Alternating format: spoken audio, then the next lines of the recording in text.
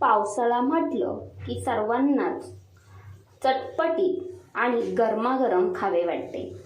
नमस्कार, सुहानीज किचनमध्ये आपले स्वागत आहे. आज आपण 2 बटाट्यांपासून झटपट तयार होणारी युनिक अशी रेसिपी पाहणार आहोत. लगेचच रेसिपीला सुरुवात करूया. तर इथे मी 2 बटाटे स्वच्छ धुवून घेतले. त्यानंतर कुकरमध्येच शिजवून घेणार आहे. त्यासाठी कुकरमध्ये घालून घेतले. 1 ग्लास पाणी घालून घेतले.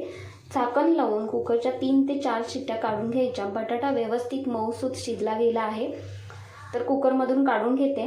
सालवरची काढून घ्यायची. एका बाउलमध्ये बटाटे काढून घेतले आणि फोर्कच्या साहाय्याने आपल्याला हे मॅश करून घ्यायचे आहेत. तर गरम आहेत त्यामुळे इथे मी फोर्कच्या साहाय्याने मॅश करून घेते. तुम्ही इथे हाताने मॅश करून घेतलात तरीसुद्धा चालेल, पण बटाट्यांमध्ये एकसुद्धा बटाट्याचा तुकडा नाही राहिला पाहिजे. व्यवस्थित असे मऊसूत मॅश झाले पाहिजेत बटाटे. व्यवस्थित मॅश करून घेतल्यानंतर यामध्ये आपल्याला काही साहित्य घालायचे आहे. तर इथे मी पाव चमचा काली मिरचीची पावडर घालून घेतली. त्यानंतर यामध्ये 1 हिरवी मिरची घालून घेतली. बारीक कट करून घेतली हिरवी मिरची, ती घालून घेतली. भरपूर सारी कोथिंबीर घालून घ्यायची. अर्धा चमचा ओवा हातावरती थोडासा क्रश करायचा आणि तो यामध्ये घालून घ्यायचा. म्हणजे त्याचा जो स्वाद आहे तो खूप छान उतरतो या रेसिपीमध्ये. चवीनुसार मीठ घालून घ्यायचे. त्यानंतर यामध्ये घालायचं आहे कॉर्नफ्लॉवर. तर इथे मी 1 वाटी कॉर्नफ्लॉवर घेतले आहे, पण पूर्ण न घालता अर्धी वाटी घालून घेतले. तर चमच्याच्या साहाय्याने पाहिलात तर 4 चमचे एवढे कॉर्नफ्लॉवर इथे मी घालून घेतले. अजिबात पाण्याचा वापर करायचा नाही. हातानेच हे व्यवस्थित कॉर्नफ्लॉवर बटाट्यामध्ये एकजीव करून घ्यायचे. जेवढे बटाट्यामध्ये ओलसरपणा असेल तेवढेच आपल्याला यामध्ये कॉर्नफ्लॉवर घालून घ्यायचे आहे. तर बरोबर इथे मी 4 चमचे हे कॉर्नफ्लॉवर इथे घालून घेतले आहे आणि घट्टसर गोळा तयार करून घ्यायचा.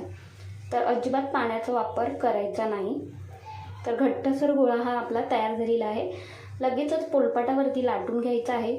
तर त्या अगोदर पोळपाटाला थोडासा कॉर्नफ्लॉवर लावून घ्यायचा आणि हे व्यवस्थित आपल्याला पोळी लाटून घ्यायची आहे.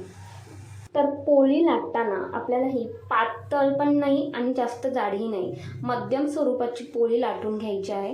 तर इथे पाहताय तुम्ही, पोळी लाटताना बाजूच्या ज्या कडा आहेत त्या तुटल्या जात आहेत, पण काही हरकत नाही. तुटल्या तरी काही घाबरायचे नाही. आपल्याला ही पोळी व्यवस्थितच अशा पद्धतीने लाटून घ्यायची आहे. तोपर्यंत चॅनलवर नवीन असाल तर एक चॅनलला लाईक आणि सबस्क्राईब करा. म्हणजे तुमचं एक लाईक आणि सबस्क्राईब माझ्यासाठी खूपच मोलाचं आहे. तर आपली पोळीसुद्धा लाटून झाली आहे. बाजूच्या ज्या कडा तुटलेल्या आहेत त्या कटरच्या साहाय्याने कट करून घेते. तर इथे तुम्ही सुरीच्या साहाय्याने कट करून घेतलात तरीसुद्धा चालेल. तर व्यवस्थित अशा स्क्वेअरमध्ये आपली ही पोळी तयार झालेली आहे. तर पाहताय तुम्ही, अशा पद्धतीने जी बाजूची जी कडा आहे ती काढून घेतली आणि कटरच्या साहाय्याने कट करून घ्यायची आहे. तर तुम्हाला कोणत्या आकारामध्ये पाहिजे त्या आकारामध्ये तुम्ही इथे कट करून घेऊ शकता. तर इथे मी स्क्वेअर आकारामध्ये कट करून घेते. तुम्ही ट्रँगलमध्ये कट केलात तरीसुद्धा चालेल. तर इथे आपल्या पोळपाटाला अजिबात ही पोळी चिपकलेली नाही आहे. अगदी इझिली हे निघत आहे. इथे पाहताय तुम्ही. लगेचच आपल्याला हे तळून घ्यायचं आहे. त्यासाठी गॅसवरती तेल गरम करायला ठेवले आणि तेलामध्ये एक छोटासा गोळा सोडून पाहायचा. पटकन वरती आला आहे म्हणजे आपले तेल व्यवस्थित गरम झालेले आहे. यामध्ये 7 ते 8 पीस आहेत ते सोडून घ्यायचे बटाट्याचे आणि हे आपल्याला व्यवस्थित तळून घ्यायचे आहेत. तर गॅसचा फ्लेम मध्यम ठेवायचा. मध्यम आचेवरती व्यवस्थित तळून घ्यायचे. तर आलटून पलटून हे व्यवस्थित तळून घ्यायचे आहेत सोनेरी रंगावरती. मस्त असे हे टम्म फुगले जातात बरं का. तुम्ही एकदा हे बनवलात ना तर आठवड्यातून 3 ते 4 वेळा बनवून खाल. एवढे चवीला जबरदस्त लागतं. तर पावसाळ्यामध्ये अशा पद्धतीने बटाट्याची ही रेसिपी एकदा नक्कीच तुम्ही ट्राय करून पहा आणि बनवल्यानंतर मला कमेंट्समध्ये नक्कीच कळवा. तर इथे पाहताय तुम्ही, रंगसुद्धा याचा बदललेला आहे. तर आलटून पलटून हे तळून घ्यायचे आणि तेलातले बुडबुडेसुद्धा कमी झालेले आहेत. म्हणजेच आपली ही रेसिपी मस्त अशी कुरकुरीत आणि क्रिस्पी अशी तयार झालेली आहे. अगदी आवाजावरूनच समजते की किती मस्त अशी तयार झालेली आहे. तर यातले तेल आहे ते पूर्णपणे अशा पद्धतीने निथळवून घ्यायचे झाऱ्याच्या साहाय्याने. आणि इथे आपले ही बटाट्याची रेसिपी तयार झालेली आहे. तर या रेसिपीला तुम्ही कोणते नाव द्याल ते सुद्धा मला कमेंट्समध्ये नक्कीच कळवा.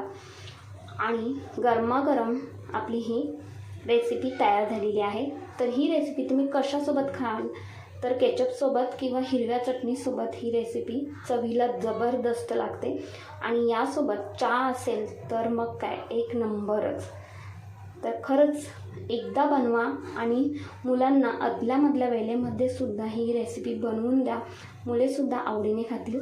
तर रेसिपी आवडली असेल तर एक लाईक, शेअर, हाईप तसेच सुहानीज किचनला सबस्क्राईब करायला अजिबात विसरू नका. धन्यवाद.